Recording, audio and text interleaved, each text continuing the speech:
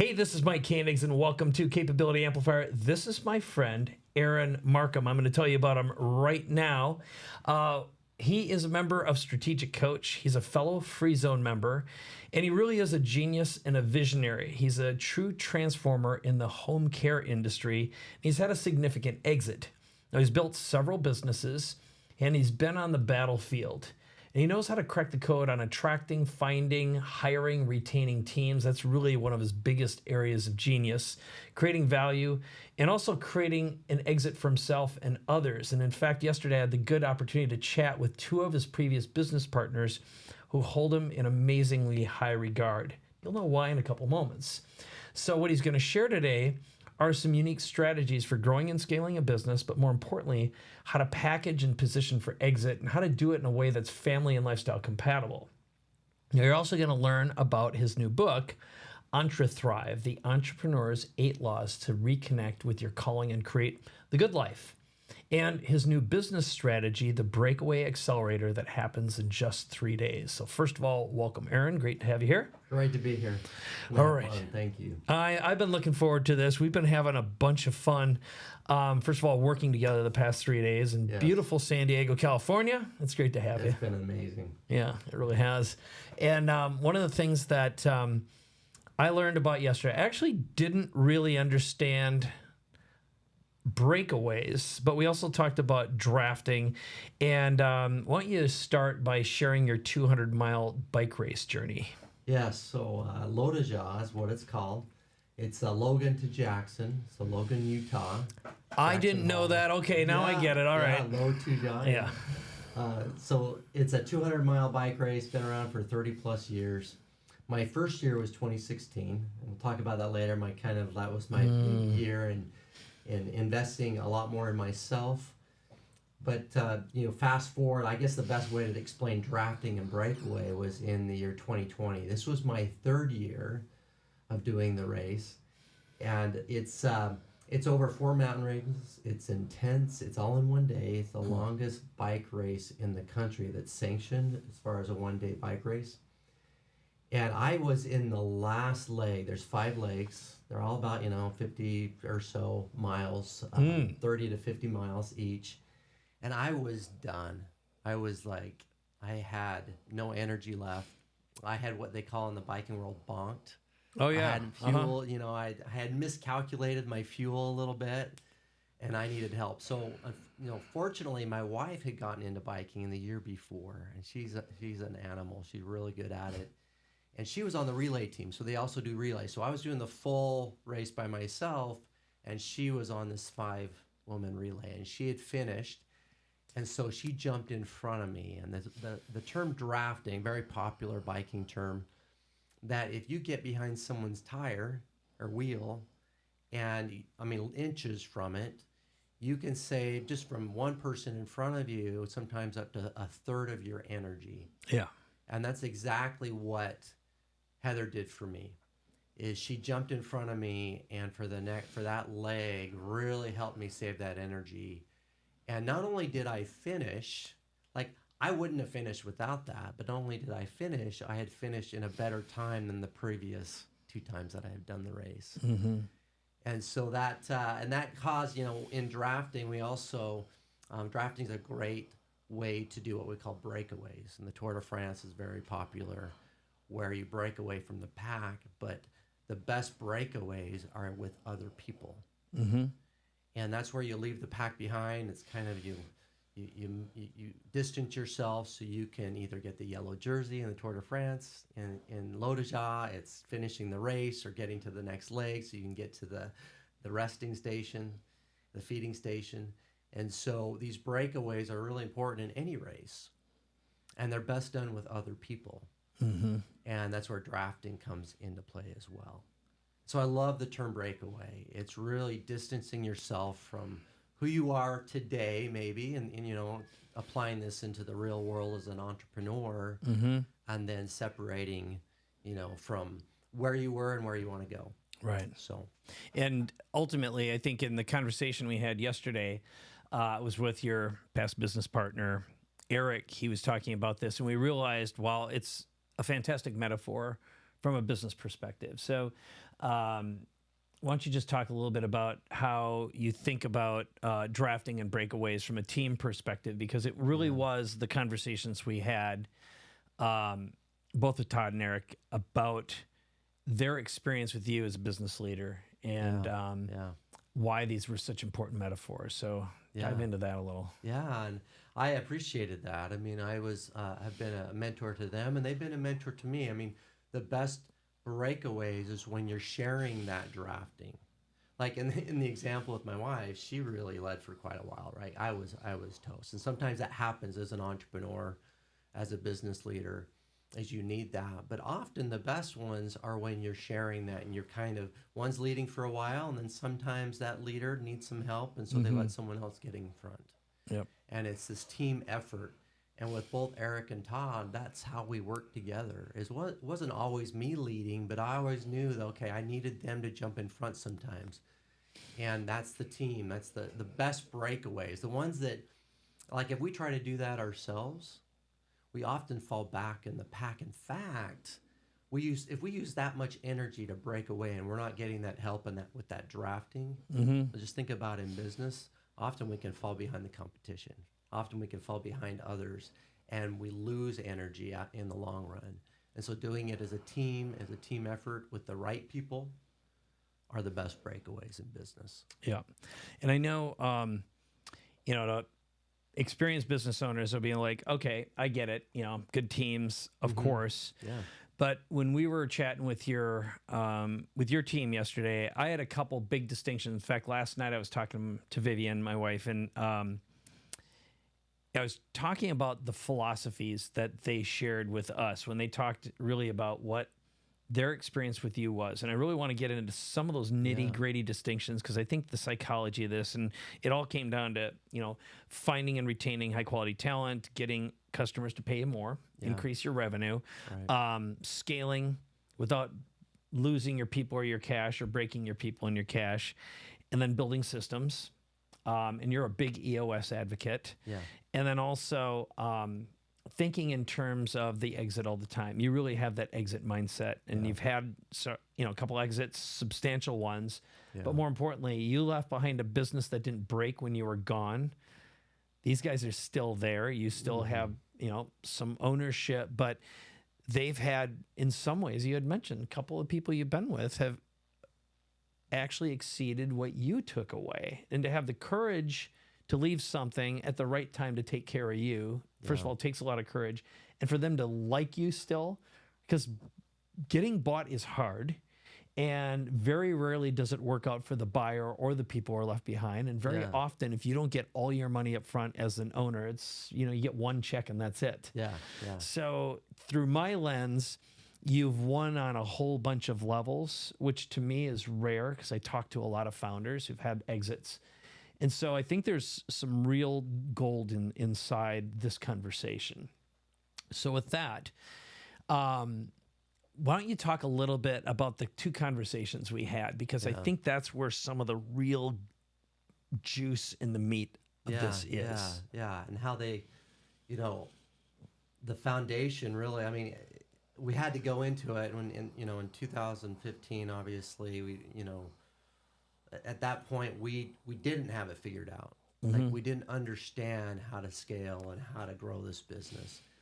And so we learned early on in 2016 that we had to build a business. Whether we wanted to exit it or not, we wanted to build a business that we could exit, or that was had the right framework and everything else, that we could make that choice when that time came. And every buyer wants a company where the founder isn't in the business.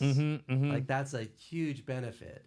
Yep. And so my mindset had to change. And that's one of the big things that I've really gotten into in the last few years through positive psychology, is that it really does start with your mindset. It really does start with getting, we talk about the thinking part of our accelerator program that we're building out. It starts there, as we've got to help people, or we're going to try to help home care providers specifically, in thinking bigger, thinking about their mindset, thinking about what their business needs to look like, regardless of whether they're going to exit or not, Right.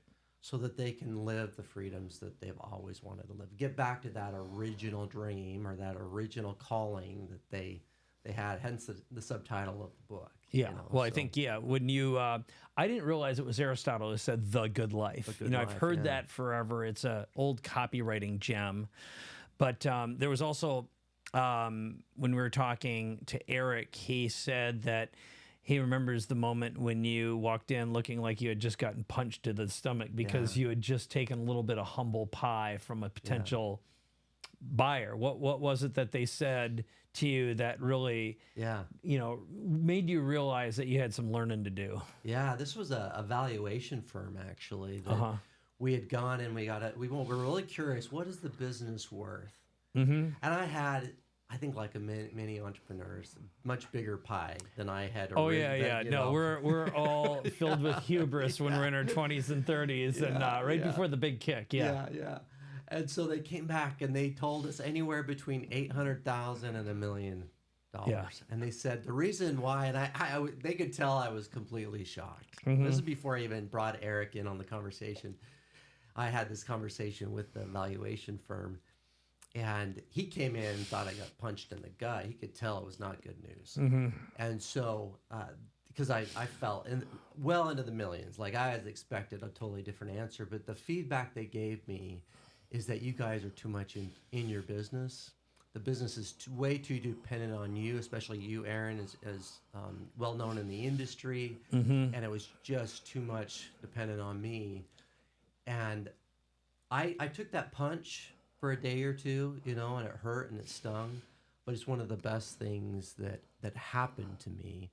Eric mentioned yesterday, I completely changed.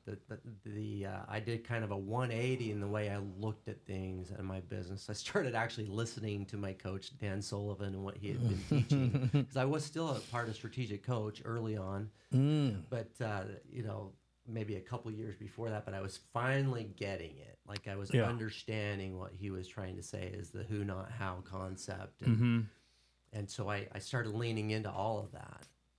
And that was in my mindset and how I looked at my business and said, I have got to build a business that's no longer about me and my ego. I had to build it so it was scalable. So how about, before we go into some of the how-tos, you had your previous exit with Arbor Senior Care. And I'm curious, that was to a publicly traded company. Yeah. So here you had an exit. That was a 7-year company. That's interesting. That's kind of like the magic number. It's usually 7 to 10 years until you learn more, and then maybe it shortens. But because I had the same thing. My first was about 7, closer. And the next one was closer to 10. But what changed between those two, and what do you think you either got lucky at, or you learned, or you didn't learn the next time around? Like, what was the psychology there? Yeah. Unfortunately, in the second go around, so halfway through that journey with Arbor Senior Care, I had the idea for my next business.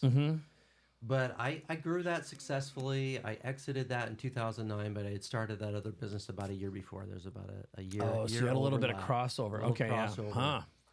And the idea was a company who measured data satisfaction for the home care space. Burning in my brain. No one was doing it. And so I put everything, I call it obsessive passion. It's a psychology term, where I became so obsessive with the success of this new business over the next few years that I sacrificed my own well-being. I sacrificed my health. We have this picture that you saw of me in 2015. You mean man with hips? Yeah, the man with hips. Yeah.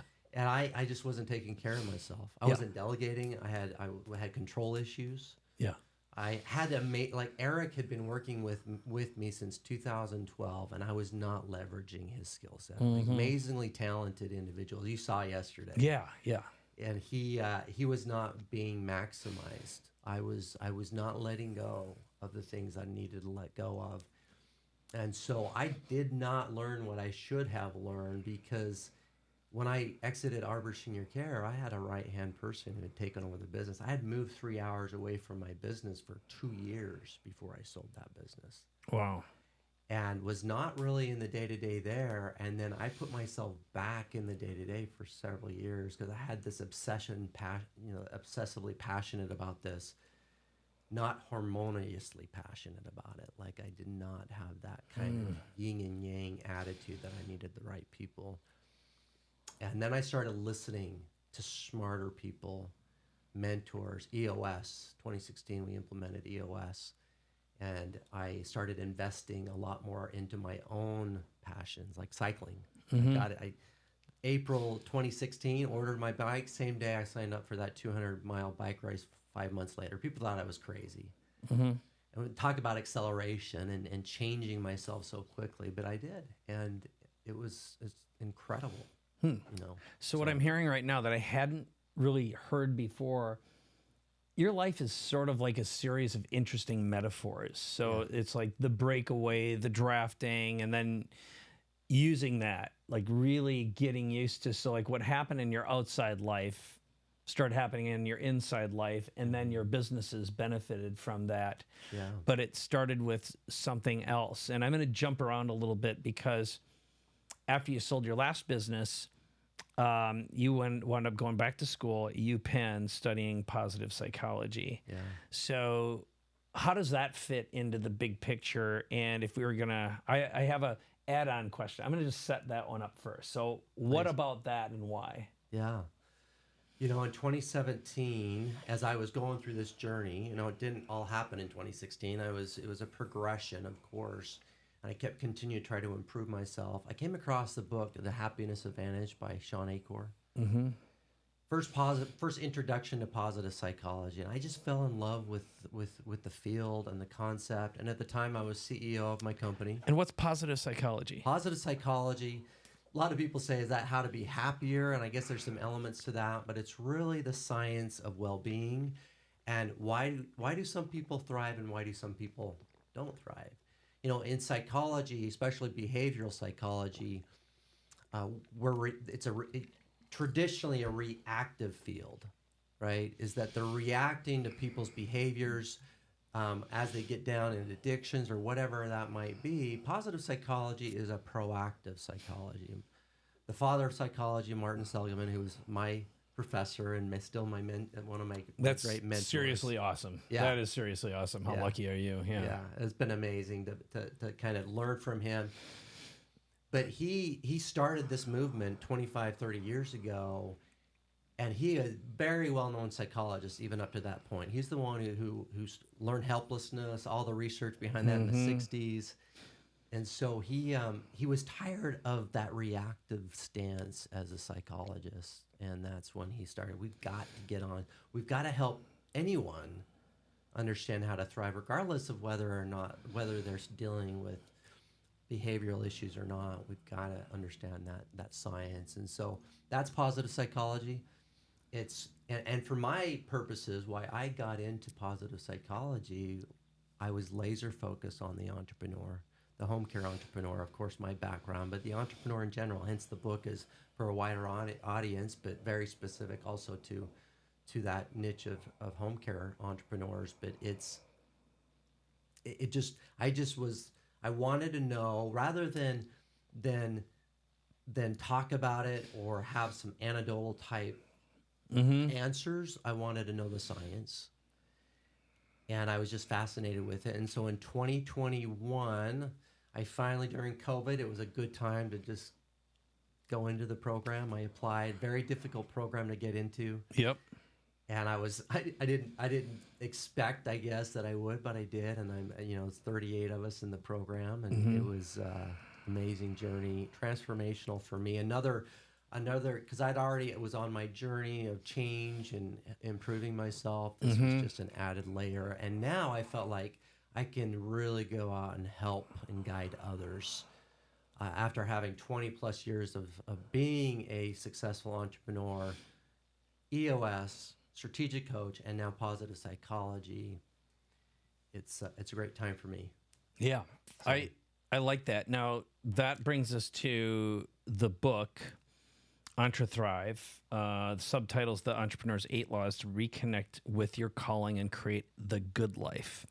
And that's, as of the time this is out, it's being released at breakawayaccelerator.com. So you did decide to broaden and make a broader based book. So why don't you talk a little bit about the 8 laws and what, some of the core findings. And I'm curious again, so you had your exits, you had going back to school, you had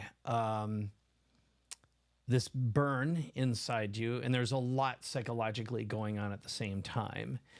And then, ultimately that leads us to your latest reinvention as well, which is just rethinking your life and your business. So kind of work your way through the book and what was the big draw there? Because again, I see it now. I see how the combination of all these things makes sense to me as an outsider looking in, getting to know you and getting to know your life and your background.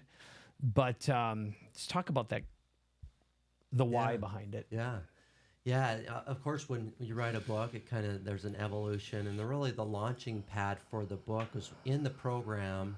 You do a capstone, a thesis, and mine was on how to help on, what are the science-backed reasons for thriving among entrepreneurs. And I had to do a lot of research. It was 60 plus pages of research, and I had to put together, and that was kind of the foundation.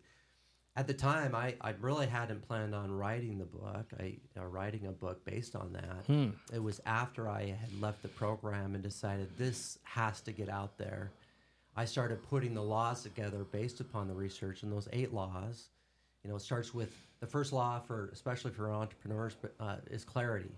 Entre-clarity is what we call it for the entrepreneur, but that's getting really clear on what we call the guiding truths.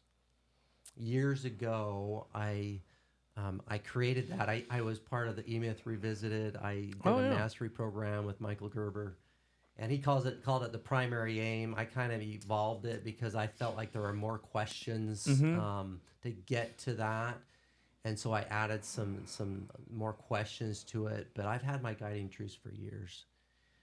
My mind is at peace. My life is filled with abundance. My family receives of my time, and so I have these guiding truths. And I feel like before you even kind of get to your core values in a company, for your company, you personally as an entrepreneur have to know what you want to be true about yourself. And that's kind of the beginning stages of or that law, the Entre-clarity law, which then goes in that law. I talk about the breakaway. In that law is that once you have those guiding truths, get clear on what the breakaways you want in your life, personally and professionally.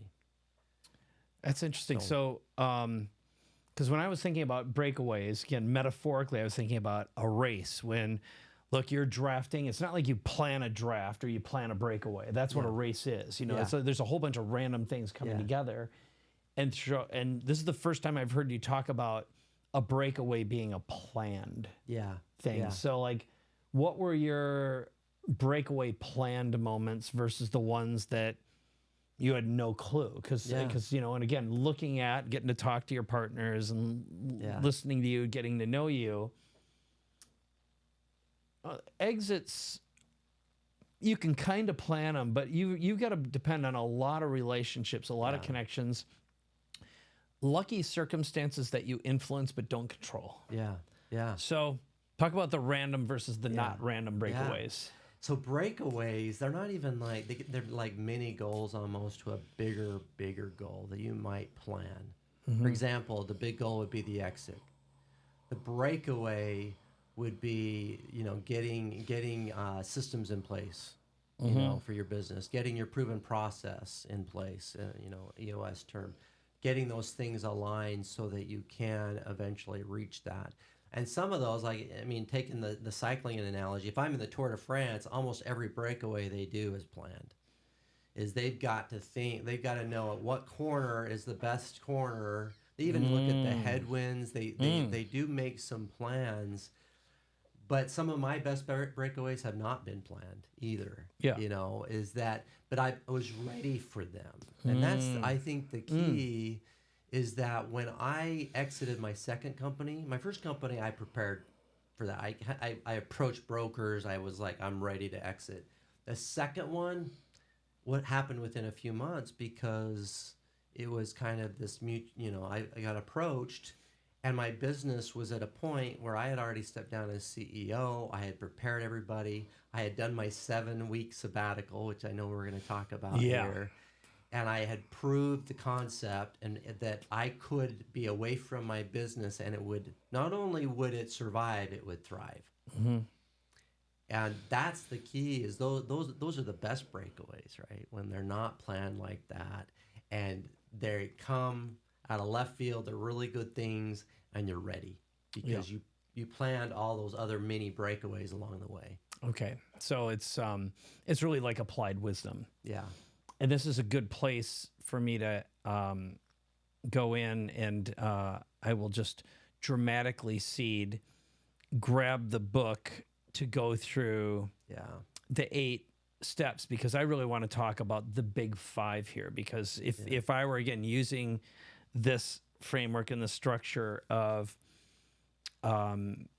what led you to, if you had 5 big breakaways to plan and what they are, setting yourself up for success. And if you were to redo, like knowing what you know now, going back to the punch in the gut moment and thinking about how could you have reached your exit, or if you're going to reach your next exit, a lot faster, a lot more effectively. What are they? What would you do? So this is your chance to basically have, and just for the record, I know you're pretty open about this. You walked away with enough from your last exit where technically you don't have to work again. This is an act of want to, not have to. Yeah. Right? Yeah. I'm young. Yeah. At least I consider myself. Yeah, agreed. Well, I'm older than you, and I consider myself reasonably young. It depends. Some of the time I wake up, I'm like, man, I'm feeling it. But let's plan your next exit, and let's just pretend that Breakaway Accelerator is your next big exit. And today, we're going to plan your breakaways and what you're going to do.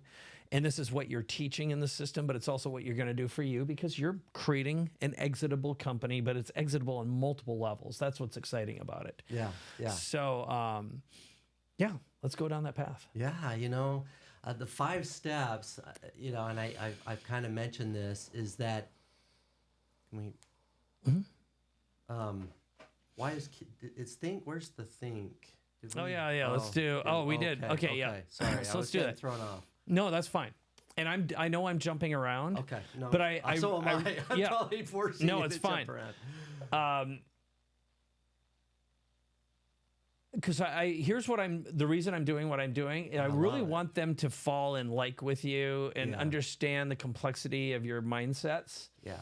And what I'm leading us to right now is, I want to go through the 5 and act literally. I kind of want to put you on the spot, which is plan, use your 5. Tell us how you're going to use your system to create an exitable company again, and how you're going to lead other people in the past so they can do it too. Yeah. Okay. Is that cool? Yeah, that's cool. Yeah, because now I think all these things can come together. So, Abby, what was the last thing he said? I can go to it, I guess. Sorry, I just needed to. I asked him a question, and then we can bridge to that.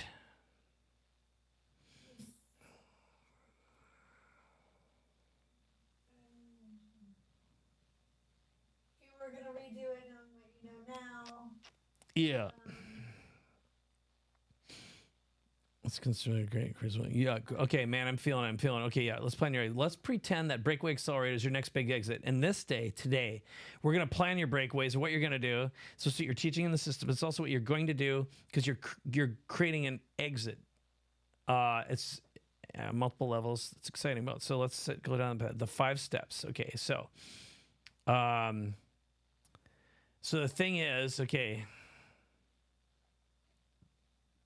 So yeah, it'll be like you could just say, let's go through the 5 steps, and I'm going to plan my exit, and this is the breakaway system. Yeah. So I have it.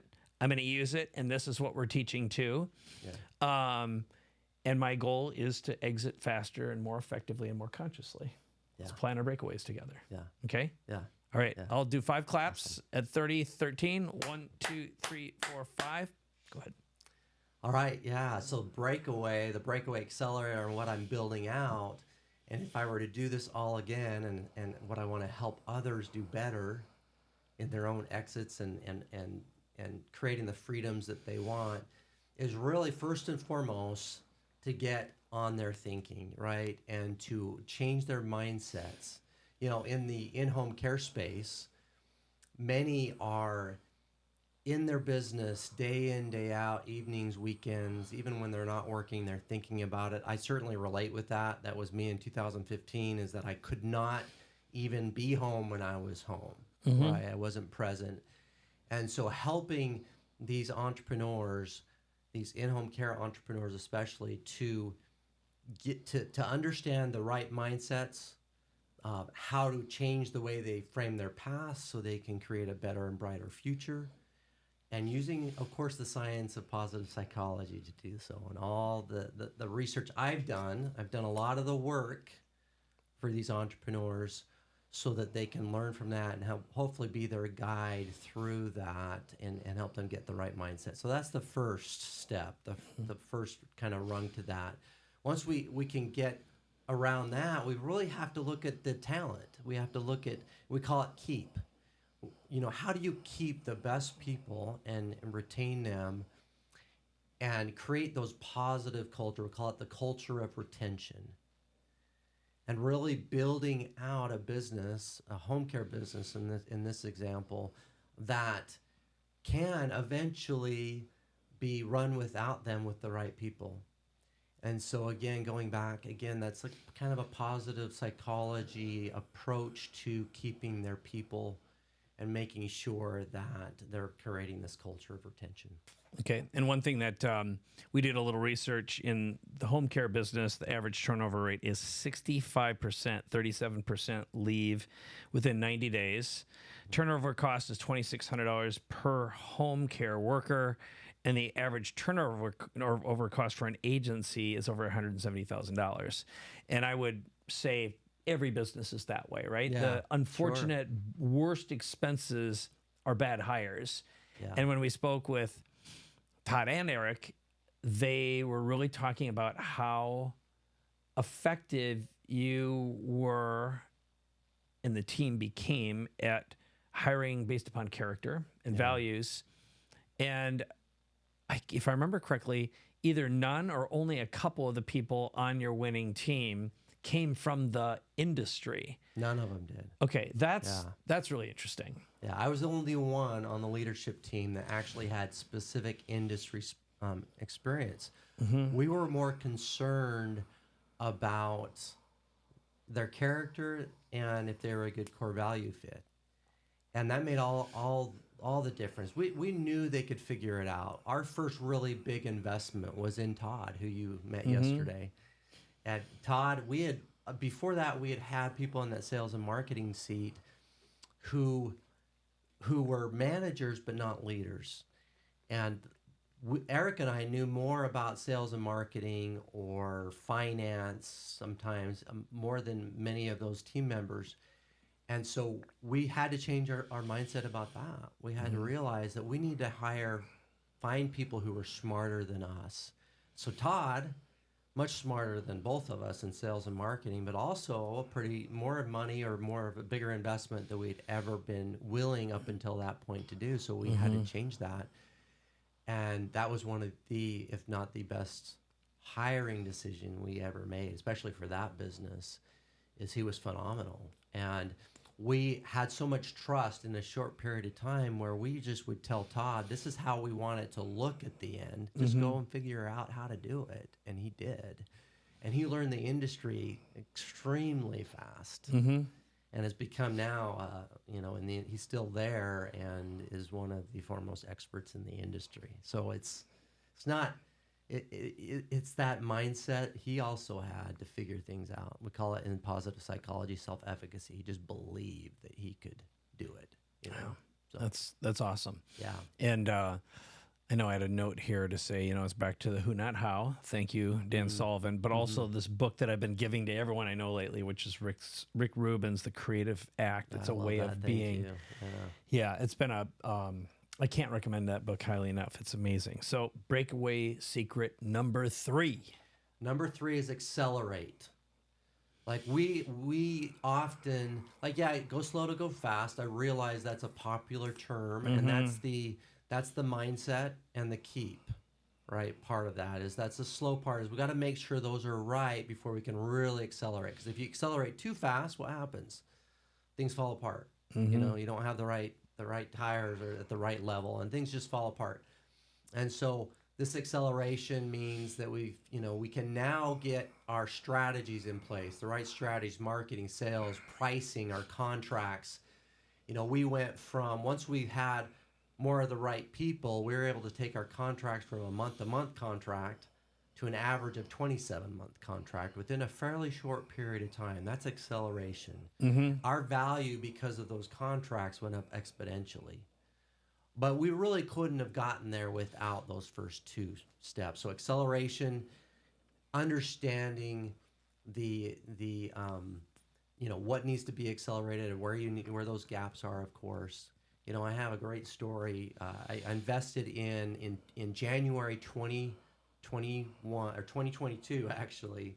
I partnered with Jen Stengel out of Raleigh, North Carolina, Golden Harmony. Great home care agency. I became a 40% investor, and within 24 months, we had 4 times their revenue, and that's just a revenue. It's not their actual enterprise value is even more than that because of the growth and the trajectory that we're taking them on, and that's so much as far as just accelerating their growth. Once we had the right people, she didn't have. In the EOS world, I call him an integrator, but a right hand, that she was the visionary, and she was flying down, kind of being in that integrator seat, and she was, a visionary trapped in an integrator seat per se. And so that was causing chaos in the business. Always, right?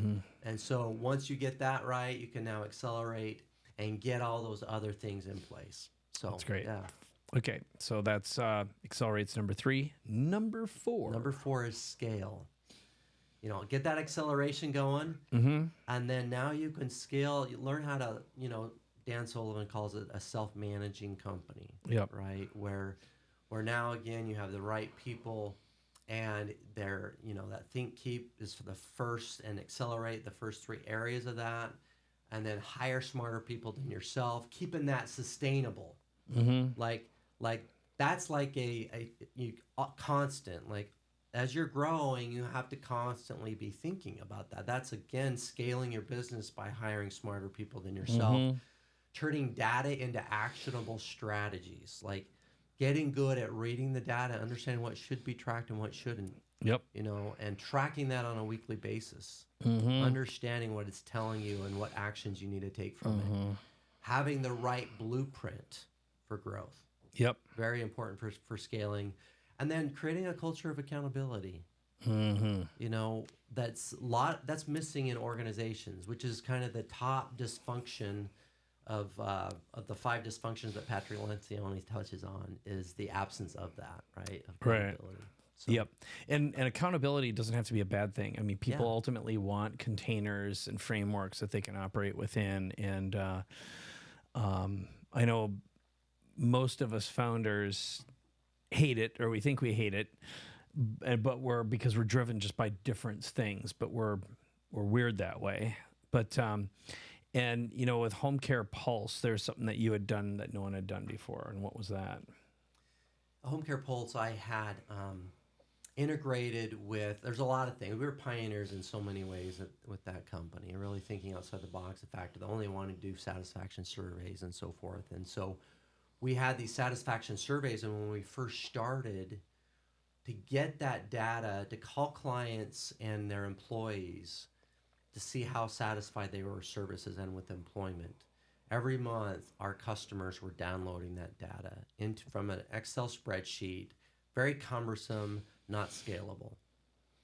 And in that industry, there are what we call scheduling software providers, really the brains of these home care companies to help make sure the caregiver gets there out on time, scheduling them. That's the key to their success. Has everything about the client, everything about that care professional. And so we got in line with all these software companies who are fierce competitors, frankly, and got them to work together and integrate directly with us and trust us with that data. That took 2 to 3 years, but to get about 10 integrated, that's a fairly short period of time to get that many integrations working together. And we had all the data now. It was the first, no one had ever done that in the industry. And it really set us apart. And obviously, our customers loved us because they no longer had to do that. And we had better data, and it was scalable. Now we could grow exponentially. We also had great relationships with these software providers for additional. We had the same target market. Yeah. So, oh, that's great. Yeah. That's great. And ultimately, that just led to, again, going back to what, besides just learning how to hire better, when it came to the acceleration, and this is something that a lot of founders don't give themselves permission to do because they don't know how to receive, and they also don't understand their true value, but it's being willing to be a premium brand, being willing to ask for more and receive more. And in a business like yours, where there is so much resistance, thinking that, no one will pay more for home care. Yeah. And you also have exceptionally low paid people. It's like the nursing professions, the teaching professions, home care professions, it's ridiculously low. And that explains the turnover, right? Yeah, but by increasing the prices, you can pay more, you can become, that's a huge differentiator. And then extending your contracts, which I think are non-obvious as well. Yeah. Right. So, and then from there, like I said, in your case, the scaling, but also thinking about the software. And that's really where your mindset is now. There's huge opportunities where you can come up with new ways to automate and combine all these things. And I think that's going to be your next breakaway. I think we both agree on it. Yeah. So let's get to number 5, breakaway secret number 5. Breakaway secret number 5 is freedom. Gaining flexibility, control, and the financial freedom. Obviously, when any entrepreneur, and again, all these principles, we talk about home care, it's agnostic, right? It really does apply to most any business, is that we start our businesses with this whole idea of financial freedom and living the good life, as Aristotle would put it, the complete life. And then we get into our businesses, and it's harder than we thought. The uncertainties are they just keep compounding and growing inside our companies, and that freedom gets lost.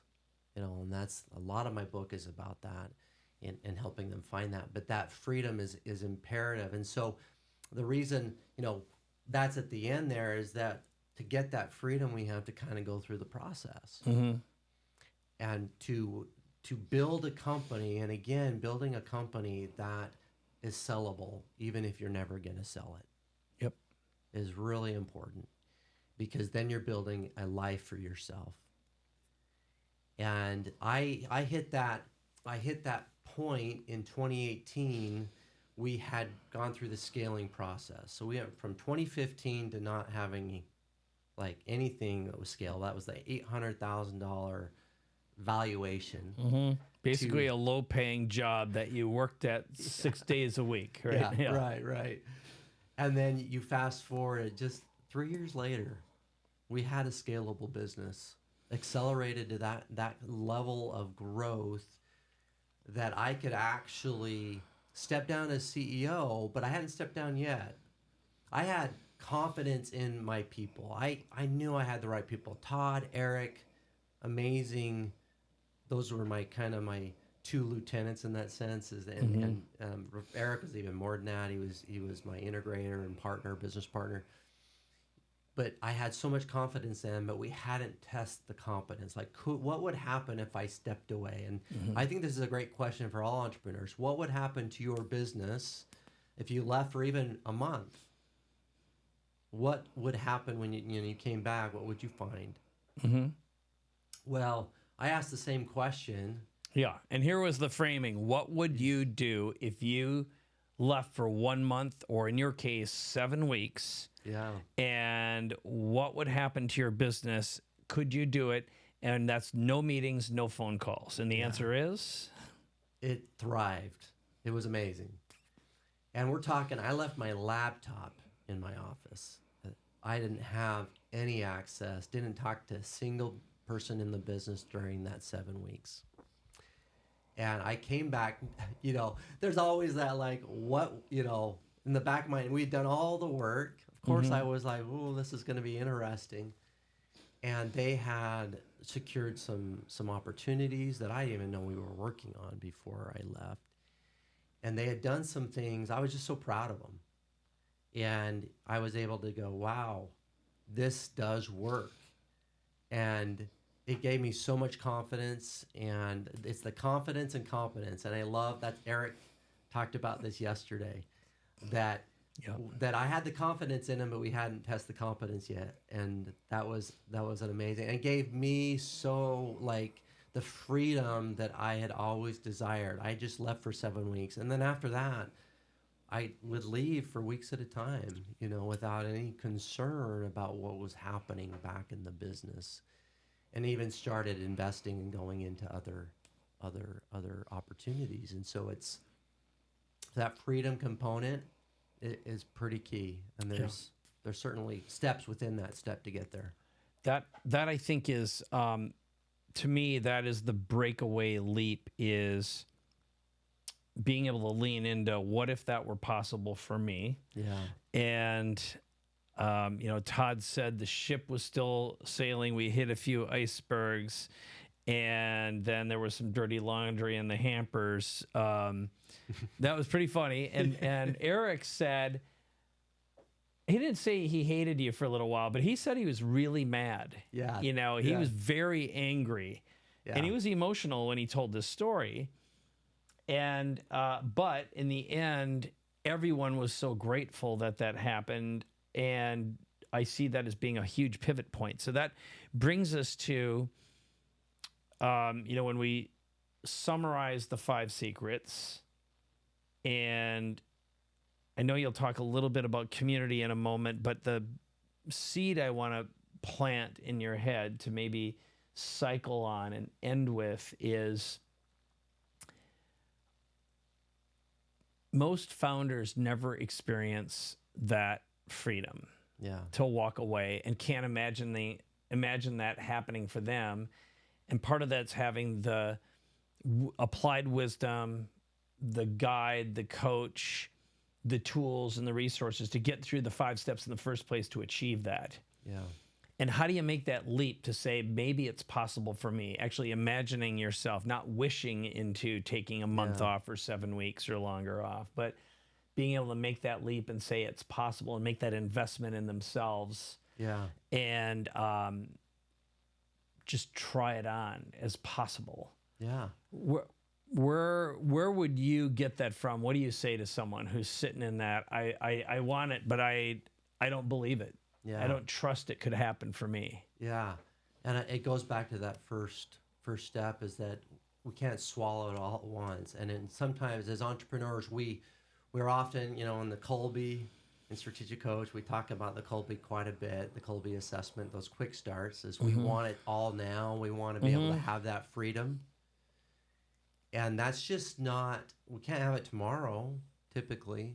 And so we have to believe that it's possible. And that, again, goes back to working on reframing how you look at even your past, where you're at today, and where you really want to be. And then, there is you can do those planned breakaways. And again, the mini breakaways are those breakaways that you do plan so you can have the bigger breakaway later on, right? And so starting off again in those steps, getting your mindset right first and believing that you deserve this.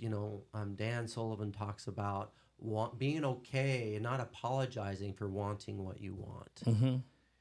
And I think as entrepreneurs, especially in the service industries where you're serving others, and that's certainly the case in home care, is that we give so much of ourselves and we lose ourselves in the service of others that we feel guilty for wanting what we want too often. And what I'm trying to help these entrepreneurs understand is that let that go. Like let's lean into what you want and have that as like your big, like in the cycling world in Tour de France, that's the yellow jersey, right? The freedom is the yellow jersey. The 4-week sabbatical is the yellow jersey, the big breakaway.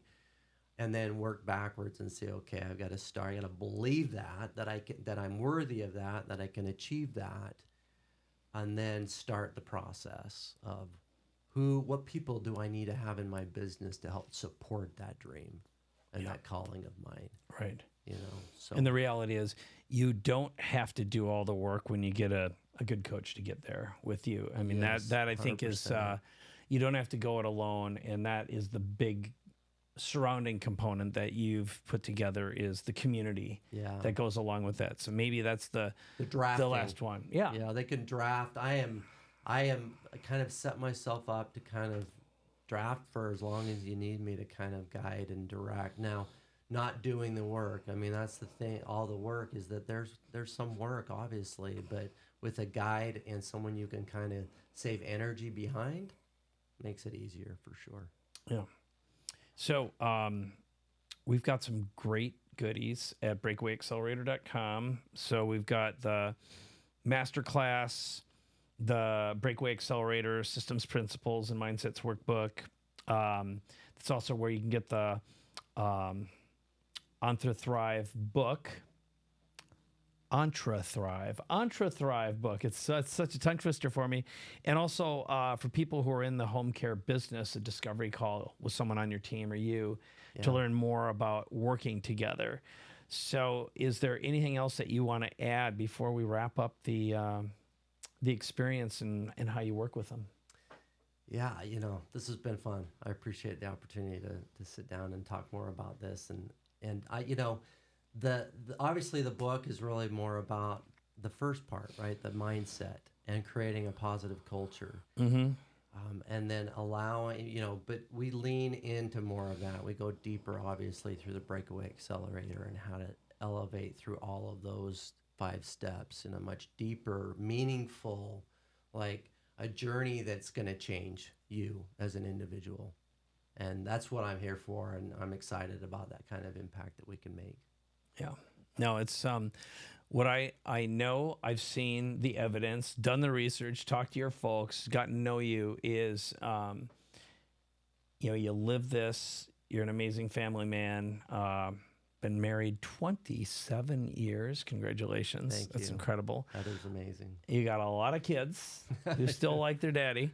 And, I mean, you really won. I mean, being able to achieve what you've achieved at your age is incredible. And the fact that you've got the fire in your belly to do it again and make it happen. And you got people who really love and trust you and want to do it again with you also is a real testament. So what I can say to you watching, listening is if you ever get a chance to work with Aaron Marcum, do it.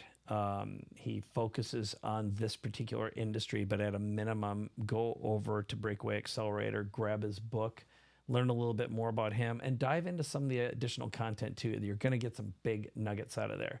So any last words before we wrap up? No, I appreciate it. This is I'm excited to work with entrepreneurs, in-home entrepreneurs. But yeah, the book is for every entrepreneur that's looking for their breakaways. Yep, it's fantastic. Yeah. So with Thank that, you. Thank you for watching. Thank you for listening. This is Capability Amplifier on behalf of myself, Dan Sullivan. I want to thank you so much. Make sure that you share this with someone who can benefit from some of the wisdom in it. And as well, always leave a comment. Give this thing 5 stars on iTunes or YouTube or wherever you listen to or watch. And let's say goodbye to everyone, shall we? Thanks for watching. Thanks for listening. We'll see you in the next episode. Bye-bye.